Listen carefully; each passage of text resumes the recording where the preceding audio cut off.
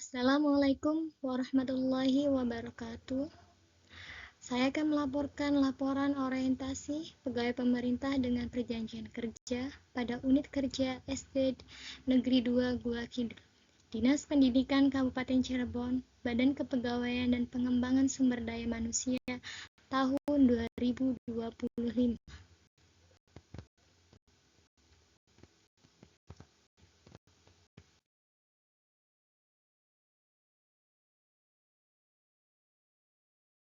Perkenalkan, nama saya Fatima, tempat tanggal lahir Cirebon, 6 Oktober 1995, beralamat di Desa Gua Kidul, Kecamatan Kaliwedi.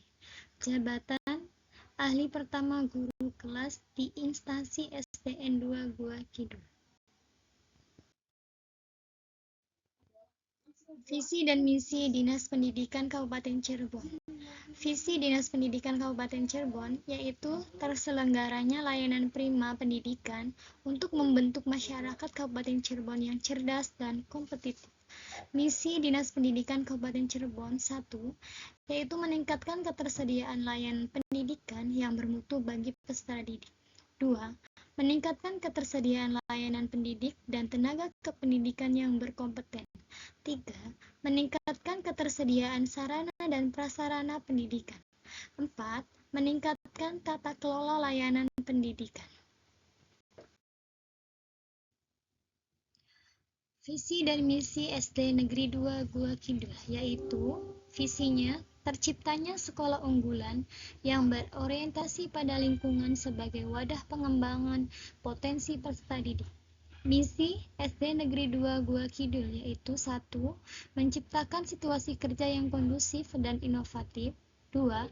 Membentuk lingkungan pendidikan di sekolah yang mampu menumbuhkan dan meningkatkan kualitas keagamaan peserta didik. 3.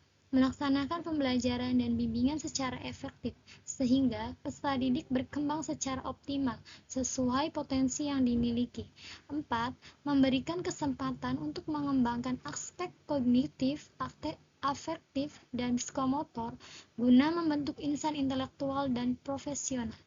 5. Mengembangkan kemampuan dan mengaktualisasikan potensi sesuai talenta serta minat peserta didik dalam semua bidang baik akademik maupun non-akademik. 6. Melakukan pembinaan peserta didik secara intensif dalam segala bidang atau cabang bidang baik akademik maupun non-akademik. Tupoksi guru. 1. Merancang pembelajaran. 2.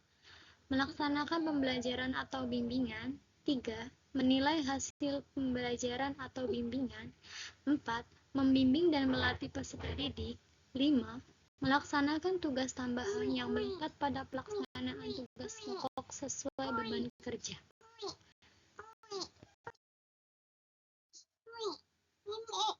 Latar belakang masalah. Pada saat melaksanakan orientasi ini, saya melakukan identifikasi masalah di kelas 2 SDN 2 Gua Kidul dan memperoleh satu masalah yang ingin saya angkat, yaitu tentang meningkatkan keterampilan menulis tegak bersambung untuk anak sekolah dasar. Menulis tegak bersambung adalah kegiatan menulis yang menyambungkan huruf demi huruf. Pentingnya menulis huruf tegak bersambung di kelas rendah perlu ditekankan kepada peserta didik supaya anak dapat menulis permulaan dengan benar, sehingga tulisan tegak bersambung peserta didik dapat dibaca dengan mudah. Maksud dan tujuan yaitu 1. Melatih kemampuan berpikir dan mengasah motorik halus anak sehingga tulisan anak lebih rapi dan mudah dibaca.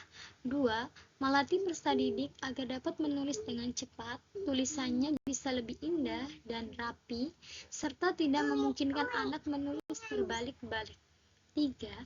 Meningkatkan kemampuan peserta didik menulis huruf tegak bersambung. 4. Meningkatkan motivasi peserta didik dalam belajar huruf tegak bersambung. 5. Untuk meningkatkan minat peserta didik menulis huruf tegak bersambung. Rencana aksi kerja. Kegiatan pertama yaitu mengobservasi tentang kesulitan belajar peserta didik menulis tegak bersambung.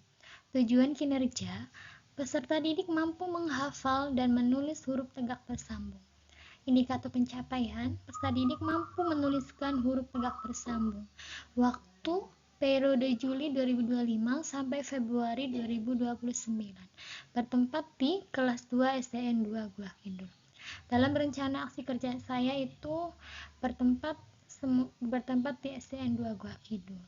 Untuk kegiatan yang kedua yaitu menulis permulaan tentang langkah-langkah pembelajaran menulis tegak bersambung. Tujuan kinerjanya, peserta didik mampu menghafal bentuk huruf cetak atau huruf balok tegak bersambung. Indikatornya, peserta didik mampu menuliskan huruf cetak atau huruf balok tegak bersambung.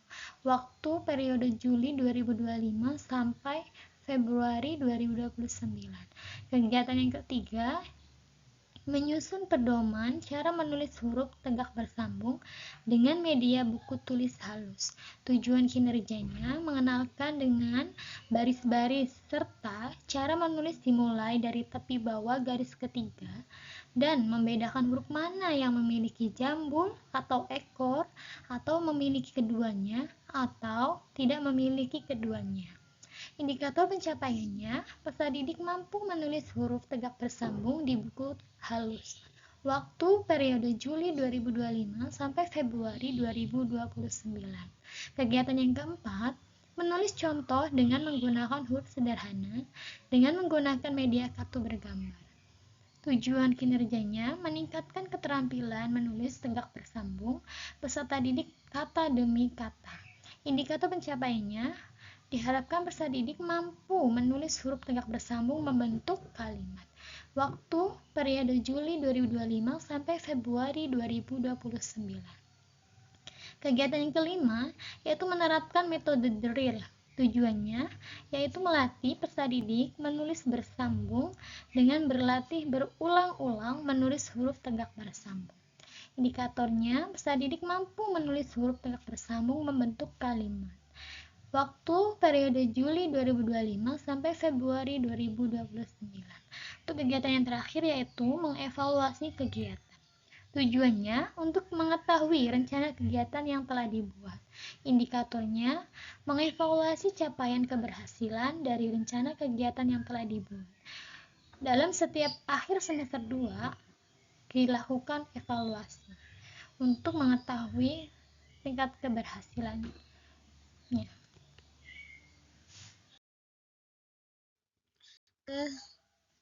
Kesimpulan, sesuai dengan tujuan dilakukannya kegiatan orientasi bagi ASN P3K, diharapkan ASN P3K memiliki rencana-rencana kerja sebagai perwujudan program sekolah serta menjadi ASN yang berintegritas, inovatif dalam melaksanakannya di unit kerja masing-masing.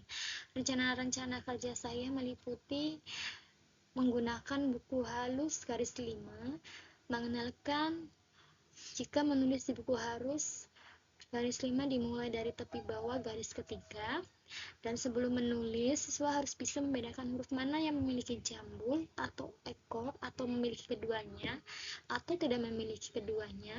Kita juga bisa menggunakan sebuah media kartu bergambar untuk menarik minatnya. Dan yang terakhir yaitu melakukan pembelajaran dengan metode belajar drill, yaitu melakukan pembelajaran mengulang berulang menulis huruf tegak bersambung sampai anak menjadi bisa.